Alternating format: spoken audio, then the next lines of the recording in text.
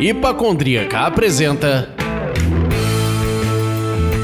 Surra de Lúpulo. Oi, pessoal, bom dia, boa tarde, boa noite. Eu sou Ludmilla, mais conhecida no Instagram como Hipacondríaca. E no programa de hoje nós vamos falar com Laura Aguiar, que é Head de Conhecimento e Cultura Cervejeira da Ambev na América do Sul. Não é pouca merda não, gente. É um pinico cheio. E ainda é professora da Escola Superior de Cerveja e Malte. Ou seja, programaço já na apresentação. Laura, dá um alô pro pessoal. Oi, pessoal, tudo bem? Super feliz de estar aqui, já aproveitar para agradecer o convite. Bora falar sobre cerveja, então. Olá, Laura, bem-vinda. E eu sou Leandro. E hoje vocês podem me chamar do eterno aluno do fundão dessas mestras. Eu tô aqui só para aprender e fazer uma arruaça. Não tô aqui para fazer muito além disso, não. Eu não sei se a arruaça vem primeiro ou o que não vem na ordem.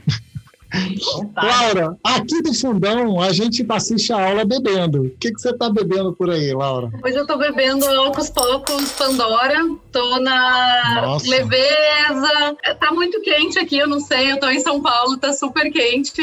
Então achei que tá combinando bem com o dia de hoje. Caraca, olha só. A gente chegou e apresentou a mulher como Head de Conhecimento da Ambev. Ela tá tomando Ocos Pocos. Se segura, Pedro Mutelli! Maravilha. E você, Leandro? Eu tô aqui com uma cerveja que eu trouxe lá de Minas, lá de Belzonte, da Galo Brew, mas em compensação, ela tem nome total carioca, que é o Fala Zezé! Bom dia, cara! É uma Session Black IPA levíssima. Eu tava esperando uma coisa mais porrada, mas levíssima, perfeita pro calor carioca, 4,1%, 34 de BU. Cara, ó. Bom, gente, então hoje, ó, eu vou deixar até esse momento, ó.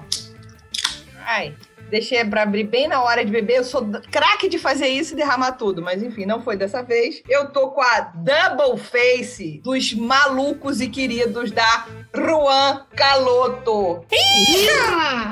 Bem pedrada aí, 9%. Então eu levei essa mão. Maravilhosos. Bom, a gente sempre gosta de começar o programa pedindo que o nosso convidado se apresente. Então, Laura, conta um pouco da Laura para os nossos ouvintes. Bom, eu sou gaúcha de Porto Alegre, vocês vão reparar, né, pelo meu sotaque. Eu acho que eu já perdi o sotaque, mas todo mundo fala que ainda não, que eu mantenho o meu sotaque gaúcho. Perdeu, não. Eu trabalho com cerveja há 14 anos e há 14 anos trabalho na Ambev mesmo. Então, o pessoal também me pergunta muito, né, como que eu entrei no mercado cervejeiro, como que eu comecei a trabalhar com cerveja. É menos lúdico do que as pessoas imaginam. Assim, eu sou engenheira de alimentos. Quando eu estava me formando no último ano da faculdade, eu consegui um estágio, então, numa maltaria da Ambev lá em Porto Alegre, maltaria Navegantes. E desde que eu comecei a trabalhar, então, na época com matéria-prima, né, com malte, eu fui me apaixonando por cerveja e fui entendendo que era uma possibilidade mesmo de carreira. Acho que quando eu entrei na Ambev, eu queria muito trabalhar numa empresa onde eu pudesse crescer, aprender, né? Quando eu falo em crescer, muito aprendizado. Então, esse estágio me possibilitou isso, mas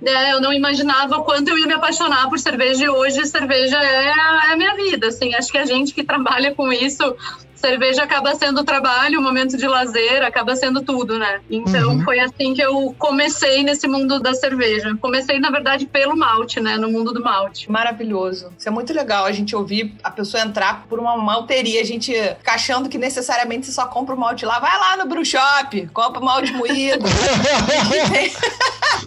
Compra o malte moído, mas não pode estar moído há muito tempo, não, senão estraga. Enfim, é legal a gente ouvir essa entrada. E isso é bacana mesmo, porque é uma coisa que eu converso até com vários amigos meus que são cervejeiros, né? Acho que isso me fez ter um olhar diferente também para a produção depois, quando eu virei cervejeira e passei a trabalhar na produção de cerveja. Essa importância que a gente dá para a matéria-prima, para a qualidade, para realmente olhar a análise, entender o impacto que vai ter na cerveja. Então, acho que eu tenho esse olhar para malte bem diferente, assim, mesmo por causa dessa experiência. E ali na maltaria que eu comecei a entender que eu podia ser uma mestre cervejeira, né? Eu acho que, às vezes, também o nosso mercado é um mercado muito ainda ocupado por homens, enfim, a gente tem buscado mudar isso, né? Cada vez mais também impulsionar que mulheres se vejam nesses lugares e passem a ocupar. Acho que há 14 anos atrás eu ainda não via tantas mulheres, mas eu entendi que era uma possibilidade. Claro, enfim, tive apoiadores e tudo mais que me auxiliaram nesse caminho, né? E aí eu comecei, então, a querer ser cervejeira, a começar a estudar também um pouco mais. E dentro da empresa tive a possibilidade de fazer alguns cursos, né? Então isso também foi bem importante.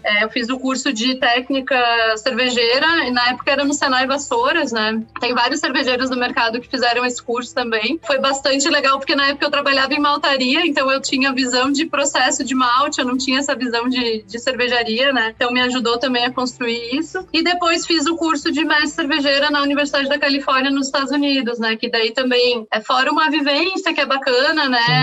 Toda a parte do conhecimento técnico, Charles Benford, Michael Lewis, eram os professores, então foi super legal, assim, pra mim, né? Deu uma base muito boa. Eu sempre falo, né, que o diploma não garante nada, a gente tem que trabalhar mesmo, então o diploma acho que me ajudou a me apaixonar ainda mais, a entender os processos, e quando eu voltei eu fui trabalhar em cervejaria. Então eu fui trabalhar numa cervejaria em Goiás, né? Mudei de estado também e fui trabalhar lá no chão de fábrica mesmo, na produção, controle de qualidade. Sempre gostei muito da parte de qualidade, então eu meio que me metia na qualidade, assim, sempre, mas trabalhando na produção. Fui gerente de qualidade também em cervejaria, e depois de tudo isso é que eu fui me tornar sommelier, né? Depois em 2015, e aí fui me apaixonando também por estilos, por conhecer também outras cervejas que não necessariamente só as que eu produzia, né? Então foi bem interessante, mas eu trabalhei então em cervejaria, né? No chão de fábrica, trabalhei como gerente de qualidade, depois eu fui para desenvolvimento de cerveja, então eu vim na época era o CDT, que ficava aqui em Guarulhos, que era o Centro de Desenvolvimento Tecnológico da Ambev, que era aqui em São Paulo. Trabalhei alguns anos aqui, e aí eu fui para o CIT também, que hoje é o nosso Centro de Inovação e Tecnologia, que fica no Rio de Janeiro. Trabalhei com desenvolvimento de cervejas lá, depois eu migrei para uma área, né, que cuida de análise sensorial e ciência do consumidor, que a gente chama, então, entendimento de consumidor, de mercado, para a gente conseguir trazer inovações, né, que façam sentido para os consumidores. Depois disso, fui trabalhar com as nossas cervejarias artesanais, então eu fui head industrial de cervejas artesanais, eu cuidava de todas as nossas operações industriais de cervejas artesanais. E agora, na metade do ano passado, né, faz meio ano, eu tô na área, então, de conhecimento e cultura cervejeira. Então, em alguns minutos, esses são os 14 anos aí que eu trabalho na Ambev, mais ou menos isso. Então, eu tenho duas observações a fazer. Primeiro, se você tem 14 anos de Ambev, você tá com 20 agora, você começou com 6 anos lá. Porra, gente, não é possível. Ai, gente, ó. Vamos lá. E a segunda coisa a gente topa aqui com a Laura falando de 14 anos de carreira. A gente entrevistou há mais ou menos 3 ou 4 programas atrás a Silene Saurin, com 28 anos. Maravilhosa. Que é outra que também tá conservada no formol. Então a gente fica aqui, gente, como é que isso é possível, né, gente? Primeiro que eu aprendi que trabalhar com cerveja não envelhece. Eu realmente vou largar a minha carreira e vou focar só no surra de lúpulo 100% do meu tempo, porque eu vou parar aqui, ó, do jeito que eu tô. É isso. Conservada no lúpulo aqui.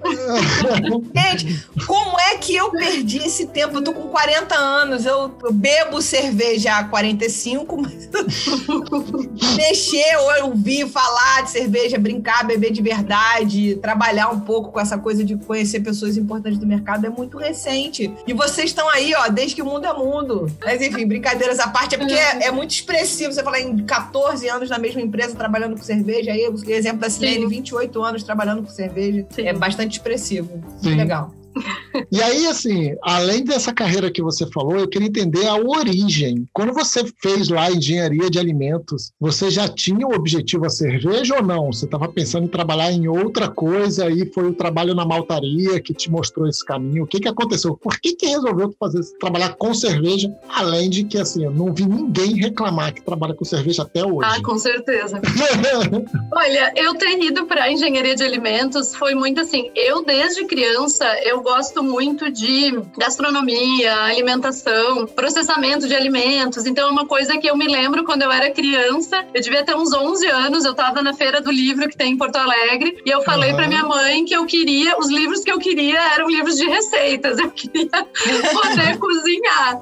Eu acho que eu sempre fui uma criança que gostava muito de comer e a minha mãe não era muito de cozinhar, o meu pai também não. Então eu meio que pensei, acho que eu vou ter que me virar mesmo, né? Eu mesma vou ter que fazer o que eu quiser comer, enfim, se eu quiser comer um bolo, alguma coisa assim. Então eu pedi os livros de receitas e comecei a fazer. Então eu tinha essa conexão com alimentos. E daí eu acho que eu também gostava muito de química, tá? Que as pessoas também lá em casa achavam que eu era maluca, que gostava de química, porque ninguém gostava, né? Não sabia de onde que surgido isso, mas eu gostava muito de química. Então foi ali com 17 anos fazendo vestibular, foi o que eu consegui unir as minhas afinidades para prestar o vestibular e fui então para engenharia de alimentos. Ou seja, você saiu dessa feira com uma coleguinha ali carregando livros da J.K. Rowling, a outra coleguinha carregando Monteiro Lobato e tal, e você Palmeirinha, Rita Lobo, Ana Maria Braga. Entendi. Mais ou menos isso que aconteceu. Mas assim, no fim foi super acertado, né? Acho que os primeiros anos da engenharia você repensa muitas vezes se é isso que você quer para sua vida, porque é um monte de cálculo, enfim, né? Coisas que não necessariamente você vai usar. Mas depois eu consegui me manter forte aí e nos últimos anos realmente eu vi que era o que eu queria e fez total sentido. E assim, como eu falei, hoje eu não me imagino trabalhando com outra coisa. Eu acho que no fim das contas, né, dentro de uma cervejaria é muito mais do que só aquilo que você estudou, porque você acaba sendo um pouco de cada coisa, você é um pouco administrador, um pouco engenheiro, um pouco quebra-galho para fazer o que precisar, né? Então, assim, mas acho que me deu uma base boa para eu conseguir trabalhar com cerveja também. Eu falo que eu acabei dando muita sorte, né? Então, como eu falei, eu queria trabalhar num lugar onde eu pudesse crescer e novamente, né, quando eu falo em crescer, é aprendizado, assim, eu acho que o que me move hoje é eu estar aprendendo. Então, independente da função que eu tô, independente do tempo que eu tô trabalhando com aquilo, todo dia eu tô aprendendo uma coisa nova, né? Isso que me motiva mesmo, desde essa época, né? Então, que bom que foi com cerveja, dei sorte.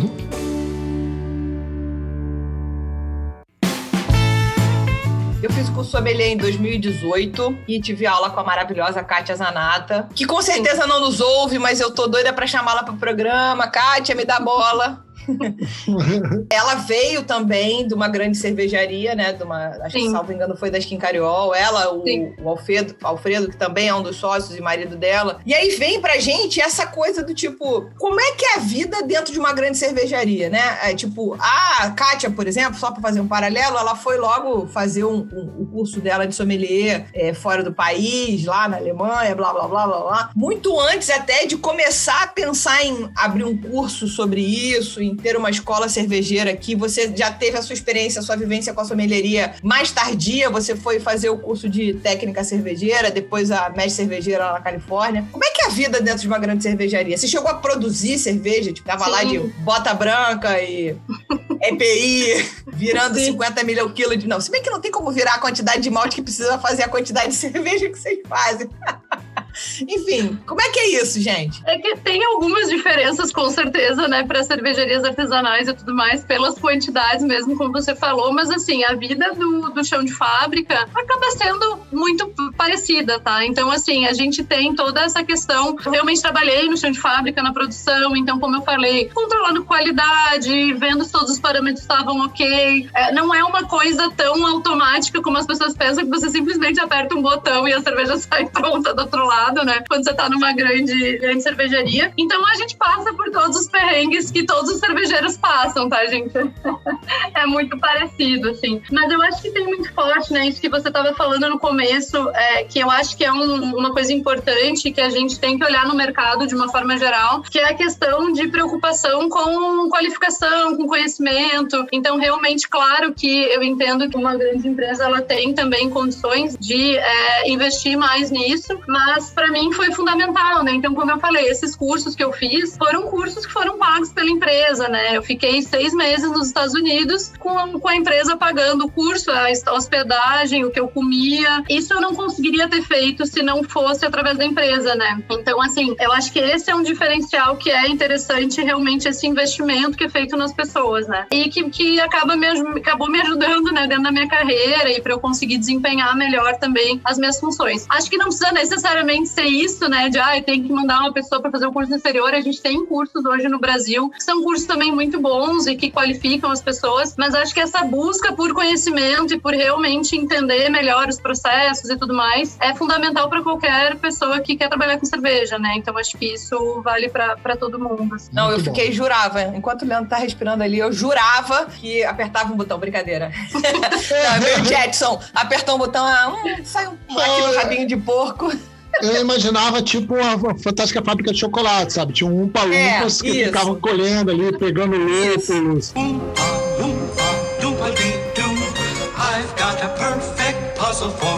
Vocês são os Umpa-Lumpas, é isso? Eu ia dizer, só se fosse eu. Porque... Maravilhoso.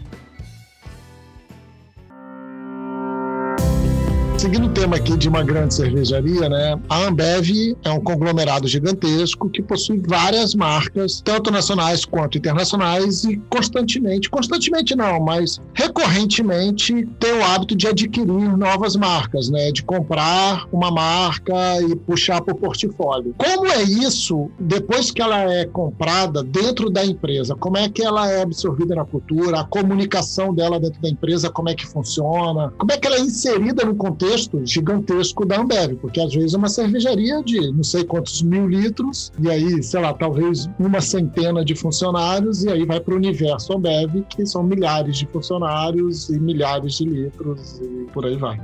Existe hoje uma estrutura dentro da Ambev, que é a ZX Ventures, né, que é como se fosse uma empresa que toca, então, as artesanais, né, justamente para ter essa atenção também, para não ser uma coisa que vá se perder no meio da cervejaria grande, tá?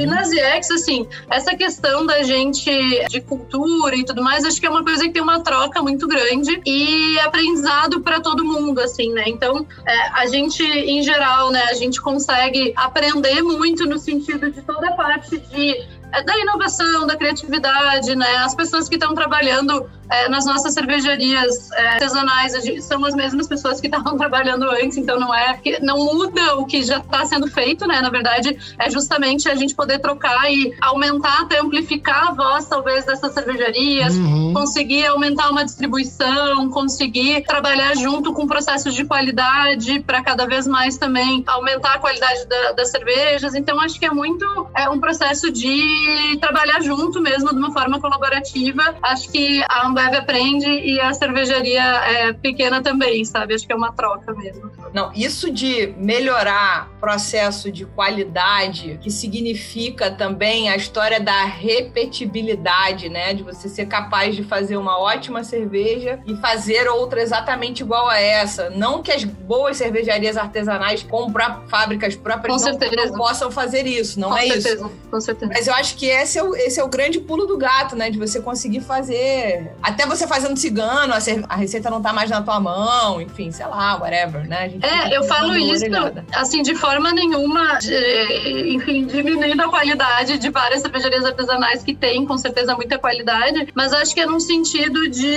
A gente, como cervejeiro, tá sempre em busca de continuar sempre melhorando a qualidade, né? Então, quando a gente fala mesmo de conseguir padronizar os processos, de conseguir melhorar mesmo controles que a gente tem dentro da cervejaria, então, a gente tem muito forte isso dentro da Ambev, é uma cultura muito forte, até porque a gente faz, em geral, cervejas que são mais leves, que a gente sabe que são mais suscetíveis também a gente conseguir perceber defeitos e tudo mais, então você tem que ter esse controle muito forte mesmo, então por isso que eu falo que existe essa troca, né? E é interessante porque mesmo hoje, né, quando eu converso eu tenho muitos amigos de várias cervejarias artesanais, enfim, que não tem nada a ver com a Ambev, a gente conversa muito sobre isso, né, sobre essa importância realmente da gente olhar para a qualidade no dia dia a dia. E é interessante que eu acho que no Brasil isso vem evoluindo muito, né, nas nossas cervejarias artesanais, assim. Hoje eu sou jurada no concurso de Blumenau e já sou jurada há uns 3, 4 anos. É muito perceptível como as cervejarias aqui no Brasil têm evoluído nessa questão de qualidade de uma forma geral, né? E é muito importante essa troca dentro do mercado. É muito importante que as cervejarias se conversem, que troquem experiências, que troquem conhecimento.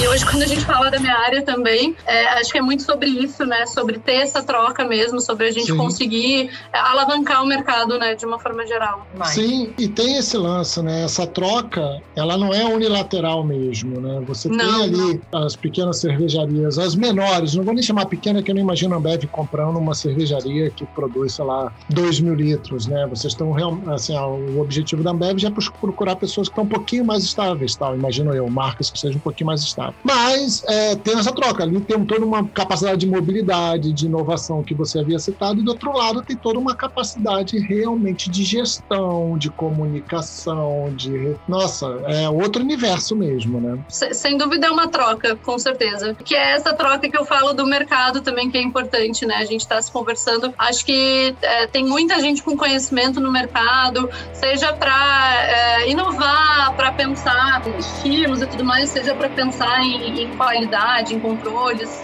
certamente é uma troca. Laura, você como head de conhecimento e cultura cervejeira da Ambev na América Latina, acho importante repetir isso. Conta pra gente quais são as ações que vocês realizam e se elas são focadas no público interno, externo ou em ambos. Hoje a gente tem ações voltadas para todos os públicos, tá? Então, interno e externo. Quando a gente fala no público interno, acho que está muito conectado com que todas as áreas dentro da empresa, é uma empresa grande, como a gente falou, né? Sejam conectados da mesma forma com a cerveja, entendendo mais também sobre cerveja, né? Quando a gente fala de comunicação sobre cerveja, é importante saber conhecer o que vai se comunicar. Então, a gente é um time técnico que também conversa para dentro da empresa para que isso seja bastante entendido. Seja através de treinamentos cervejeiros dentro da empresa, seja através desse contato também com o time de inovação. Então, é um time técnico que está muito acompanhando o que está acontecendo no mercado. Então, a gente também conversa muito internamente sobre isso, e seja para levar mais conhecimento cervejeiro para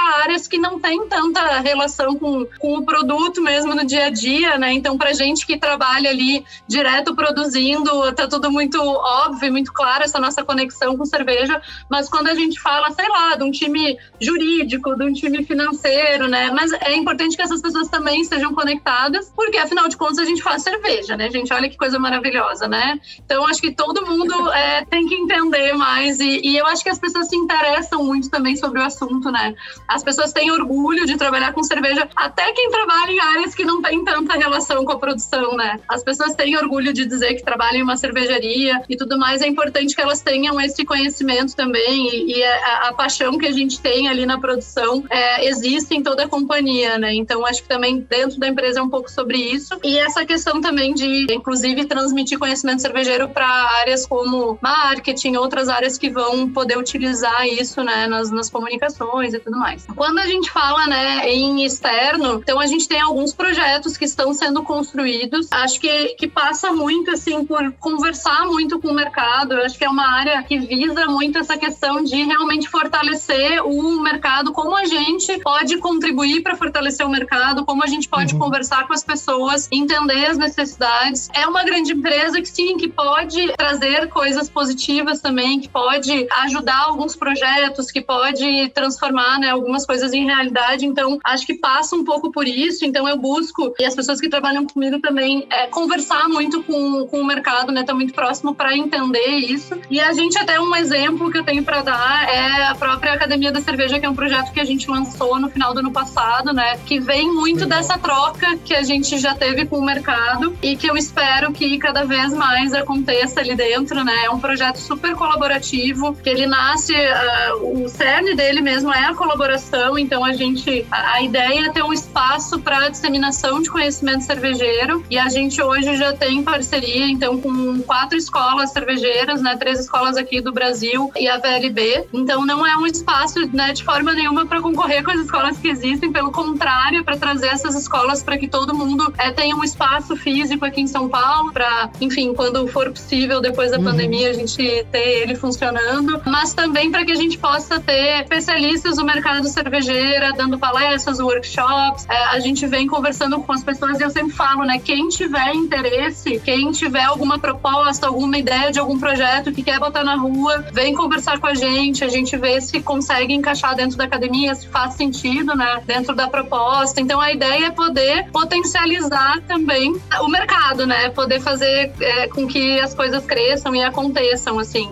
Uma das coisas que a gente sabe, né, assim, quanto mais as pessoas conhecem sobre cerveja, mais elas se interessam e mais elas também ficam cientes das questões de qualidade, de questões que são importantes também dentro do consumo, acho que consomem também de forma mais consciente. Então, assim, acho que a gente, sem dúvida, que o conhecimento cervejeiro ajuda a alavancar o mercado, né? Conhecimento ajuda a alavancar o mercado. Então, a ideia do projeto é muito essa, assim. Então, é um exemplo do que a área está construindo, né? E, assim, tem várias outras ideias que estão no forno, que eu espero que saiam logo. E a ideia é realmente a gente conseguir contribuir para fortalecer o mercado cervejeiro. Essa é a ideia. Eu queria puxar aqui, na verdade, 2 ganchos, né? O primeiro gancho você falou muito aí de formar essas pessoas, né? De transmitir esse conhecimento cervejeiro e tudo mais. Entretanto, no nosso papo com a Carolina Oda, uma das bigornadas que ela deu na gente, e eu achei que fez o maior sentido, que ela bateu bem. Ela falou, não adianta a gente entregar argumento técnico para o consumidor que não está interessado em argumento técnico. Sim. Ele está interessado em drinkability e ponto. Ele está interessado em, cara, é boa de beber ou não é boa de beber. Explicar por que é boa de beber não é o papel dele. E aí tem que ter esse cuidado, não de entender qual é o limite desse conhecimento técnico, até para ele não ficar desinteressante. E vocês têm, como é que está essa preocupação?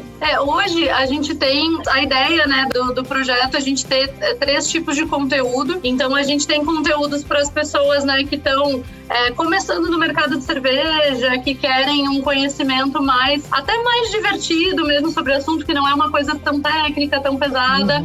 Tem um nível intermediário, então, para pessoas que já querem se aprofundar um pouco mais, mas ainda tentando trazer muito de uma forma mais de experiências também. E tem um conteúdo que é mais técnico mesmo, para pessoas que querem uma formação mais técnica, talvez para trabalhar, ou enfim, pelo motivo que for, né? O que eu acho que é importante, tá? Daí a minha visão sobre isso. Eu concordo que não adianta a gente empurrar a goela abaixo o conteúdo cervejeiro, porque se a pessoa não quer aquele tipo de conteúdo, né, que não vai fazer sentido para ela. Mas eu acho que se a gente conseguir trazendo os assuntos cervejeiros de uma forma divertida, de uma forma lúdica, as pessoas vão começando a se conectar e vão se interessando em conhecer mais. Daí eu acho que eu vou dar uma bigornada de volta, talvez, que é muito assim. Esse é o nosso papel também, como pessoas que estamos no mercado, de conseguir mostrar o conteúdo de uma forma que as pessoas queiram consumir aquele conteúdo. De uma forma que elas se interessem, de uma forma que elas passem, então, a entender mais sobre cerveja, né? Eu acho que é um desafio gigantesco, tá? Porque hoje, quando a gente olha pro Brasil, né? A gente aqui, que, enfim, nós somos pessoas que consumimos mais cerveja, que a gente entende mais sobre o assunto, a gente tá numa bolha, né? Quando a gente olha pro consumidor médio no Brasil, realmente, são pessoas que querem drinkability, que querem beber cerveja para se refrescar no calor aqui do Brasil, mas eu acho que são pessoas que, se a gente conseguir levar o conteúdo de uma forma que seja agradável, elas querem aprender também. Nem que seja para no bar poder falar pro amigo que, pô, você não sabe o que tem dentro dessa cerveja, que tem lúpulo, que tem... Entende? As pessoas querem conhecer também. Acho que existe essa vontade. Eu acho que a gente é que tem o trabalho agora de entender como tornar isso mais palatável para elas. Sim, com certeza. Essa semana eu me envolvi no bate-papo ali com um amigo meu via WhatsApp, que ele assistindo Vikings entendeu de onde que vem o nome Skol, que vem do brinde dos vikings, tal, parará. E aí eu falei, não é só dos brindes. Ele, como assim? Eu falei, os brindes, sim, o nome vem dos brindes, mas os brindes vêm do hábito de decapitar os inimigos, de beber nos crânios, daí o Skol vira Skol, e o Skol vira saúde e tal, parará. E ele, caraca, que maneiro! Ficou muito louco. Jesus, você nunca falou sobre isso comigo. Olha só. É porque você não assiste Eu não Vikings, fazia. amiga. Eu assisti Vikings inteiro. Eu acabei aquela temporada sanguinária. Morreram os personagens todos que eu amava. Não vou dar mais spoiler. Vamos lá, vamos continuar. Precisou eu vir aqui pra você saber. Laura! Ele só me faz passar vergonha. Ele só me faz passar vergonha. Mas eu não falei bobagem, não. Falei, Laura, nem tanto. Não falou. Ela vai falar que ela não sabe nada de Vikings. Não, eu vou te dizer que Vikings eu realmente não assisto, mas a história da escola tá certa. Pelo menos a mesma história que eu já escutei, tá? Isso, na verdade, é aquela lenda urbana que alguém escreveu na internet em 1993, 94. E aí isso foi replicado em vários PPTs por e-mail inicialmente. E agora o PPT das tias é o WhatsApp, é o bom dia, não sei o quê. Pode ser.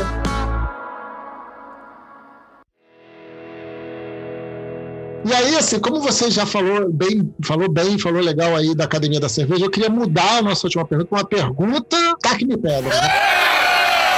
Quanto tempo a gente não tinha uma taca me pedra? Leandro! Você falou que faz parte do seu trabalho ali educar e passar o conhecimento para as outras áreas da empresa, inclusive para o marketing. E aí vem a questão. O marketing entendeu o puro malte como sinônimo extremo de qualidade ou é só marketing mesmo? O que é o puro malte? Gente, isso dá briga, tá? Isso dá briga. Já teve briga aqui no podcast. Um cervejeiro falou, gente, eu boto 8 maltes na minha cerveja e o cara vem me falar que duplo malte é melhor. Mas essa questão do puro malte é uma polêmica grande mesmo. E é engraçado que todo mundo fala comigo sobre isso, né?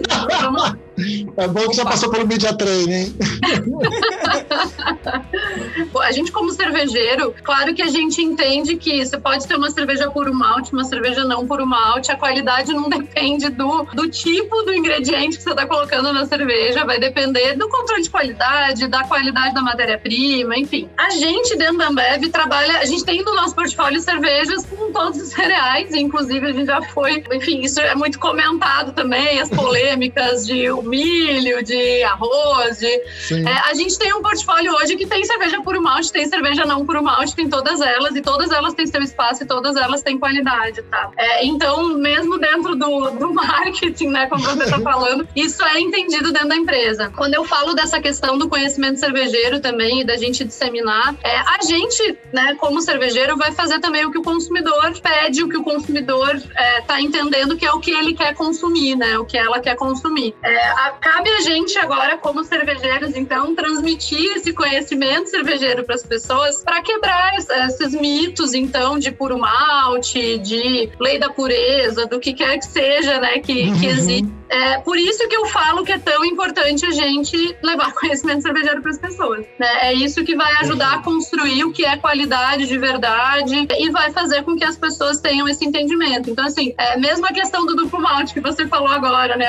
Que faz a cerveja com vários maltes. Eu gosto de olhar pela visão, né? Trazer essa visão, pelo menos, de que a gente está construindo a questão do malte para um público que não é um público de cerveja artesanal, gente. Então, assim, tem pessoas, quando eu dou treinamento, que me perguntam se o malte é líquido, assim. As pessoas acham que, sei lá, que malte é uma coisa que um xarope, não acham que é um cereal. Exato, não sabem que é um cereal, não sabem. Então, assim, você trazer numa marca como Brahma a questão do malte, explicar para as pessoas que tem maltes que são diferentes, o que é o malte. Isso ajuda também a construir essa questão do conhecimento. Eu acho que a gente tem que ter essa visão, né? Quando a gente olha, sim, fazer uma cerveja com 2 maltes não é uma novidade novidade no mundo cervejeiro, mas no mundo de cervejas, que são as mais consumidas aí da população, é sim uma novidade, é sim uma coisa diferente, né? E ajuda a construir essa imagem de cerveja também, ajuda a construir ingredientes cervejeiros. Então acho que a gente tem que abrir um pouco a visão também para esse tipo de coisa, né? Acho que se vocês forem ver, acredito que hoje, claro que tem muita gente que consome problema duplo malte que nem para pensar o que é o duplo malte, mas tem também muita gente que pergunta, né? A gente fez algumas lives onde a gente colocou um pouco de conteúdo falando sobre malte, explicando um pouco que tem vários maltes diferentes. Então, assim, trazer isso para o grande público, eu acho que é, assim, uma coisa grande, entende? É uma coisa que faz diferença. E agora a gente tem que construir, então, né, essa questão de qualidade, que qualidade não é só a puro malte. Pode ser a puro malte, pode ser com milho, pode ser com arroz, com aveia, com centeio, com tudo que a gente quiser, né?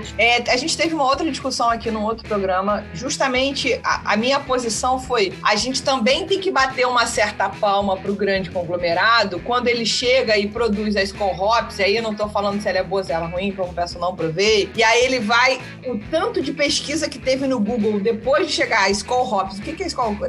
Pesquisando o que é hop. Ou seja, você tirou o cara do 0 e levou ele pro 1,5, 2, 3, 4, 5, pra ele entender que, hop é o lúpulo. E ele só foi pra esse lugar porque faz parte da maior parcela de consumidores e foi aguçado pela propaganda da Skol Hops. Ele pode ter achado amarga, ele pode ter achado desagradável. Aí a duplo malte vem num segundo degrau de propositura, digamos assim.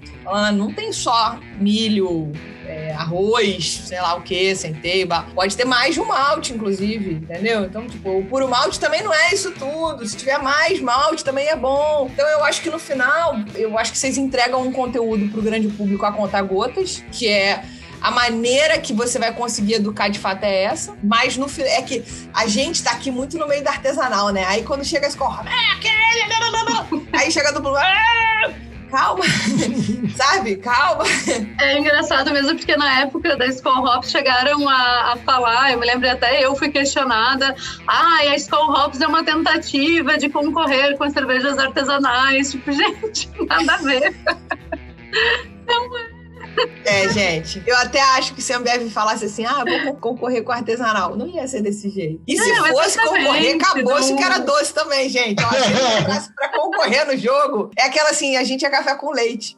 Com certeza não veio para concorrer com o artesanal. Era essa ideia de trazer um ingrediente, de mostrar para as pessoas um pouco o ingrediente. E daí eu acho engraçado até essa pergunta, né, da puro malte que as pessoas me fazem, porque assim, a gente dentro da Ambev, a gente quer construir todas as cervejas, né? A gente tem cerveja para todos os gostos, com todos os ingredientes, como eu falei. Então, pra gente também não a gente não quer construir só a puro malte. Não, a gente quer construir todas, né? A gente quer construir cerveja, a gente quer que as pessoas entendam mais sobre cerveja. A Lud levantou essa bola que eu acho que, só para arrematar aqui, que eu acho que é isso, né? A Ambev é uma das maiores patrocinadoras anunciantes do Brasil, né? Está entre as marcas que mais anunciam no Brasil. Ela tem uma força educadora, mesmo pelo anúncio, muito gigantesca. Só por lançar uma linha própria de hops, de puro malte, de duplo malte, de qualquer outro tipo de segmentação que seja, vai gerar interesse ao público, porque isso vai ser comunicado massivamente. Que assim, por mais que a gente goste da Ocus Pocus, porque a Laura tá bebendo, por mais que eu tenha gostado aqui da Galo Brew, tal, sabe? Por mais que a gente esteja curtindo essas marcas, ela não tem esse alcance. Ela não consegue educar desta maneira. Então cai nesse ponto que você trouxe do conta-gotas, eu vou falar massivamente. Você não pode falar massivamente sobre filosofia entregando Hegel no colo do mamífero, sabe? Você tem que ir, vai devagar, mamífero. Assiste umas palestras do Leandro Carnal, depois assiste umas palestras do Cortella, vai entregando de pílulas, e aí o mamífero vai absorvendo aquilo e começa a falar, quando é massa, existe um passo a passo. Com certeza. E passa por aquilo que a gente falou de trazer o conteúdo de uma forma que as pessoas queiram se conectar com ele, né? Então, sim, é isso. Não adianta eu querer falar sobre um assunto super complexo aqui da cerveja, da formação de aromas e sabores. E se a pessoa, né, ela não tá naquele passo ainda. Então, vamos falar de malte, vamos falar de lúpulo, vamos construindo as coisas, né? E tá tudo bem, gente. Não tem problema nisso. Sem dúvida, sem dúvida.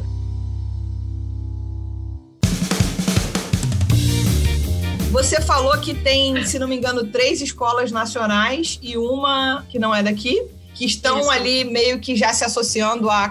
Não sei se a palavra seria associar, tá? Que estão ali junto com a Academia da Cerveja ou nessa formação da Academia da Cerveja. Você pode dizer quais são as escolas nacionais? Claro, claro. E vai ter alguma coisa de formação para hospitalidade? Sabe? Tipo, o serviço mesmo, o garçom. É porque, no final, quem leva o conteúdo cervejeiro de verdade... A gente tá aqui, o sommelier, pá, tal, a cheira tal, blá, blá, blá, serve assim, carbonatação. Mas, cara, o garçom é o cara que, no final da história, é o cara que espenta o barril, o cara que serve o chopp, o cara que vai até a mesa, é o cara que, de repente, oferece alguma coisa. Então, se você puder dizer quais são as escolas nacionais que estão aí e se tem alguma coisa que fale sobre hospitalidade mesmo, né? Sobre o serviço. Não, legal, porque até é importante eu falar as escolas, porque elas são realmente super parceiras com a gente nesse projeto. É um projeto colaborativo, né, com as escolas. Então, é o Instituto Ceres, né, Instituto Marketing Cervejeiro e a Escola Superior de Cerveja e Malte,